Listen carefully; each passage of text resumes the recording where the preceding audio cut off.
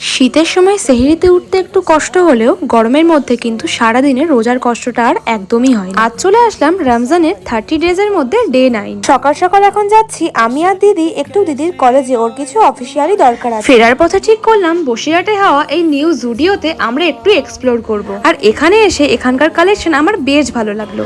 আর এই ভ্লগটার detail vlog কিন্তু already চ্যানেলে আপলোড আছে, তোমরা কিন্তু একবার হলেও ভ্লগটা দেখে আসতে পারো।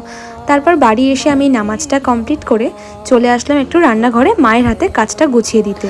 আর এই ইফতারে ফল কাটার দায়িত্বটা কিন্তু একদম আমারই থাকে। আলহামদুলিল্লাহ আজকের রোজাটা কিন্তু আমার বেশ ভালো গেল।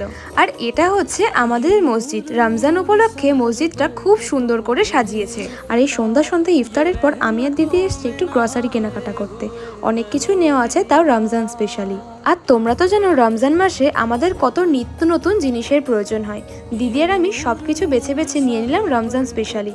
আর এই প্লেটটাও নিয়েছি। আর আজকের এই রমজান স্পেশাল ভ্লগটা তোমাদের কেমন লাগলো আমাকে কিন্তু অবশ্যই জানিও। Thanks for watching.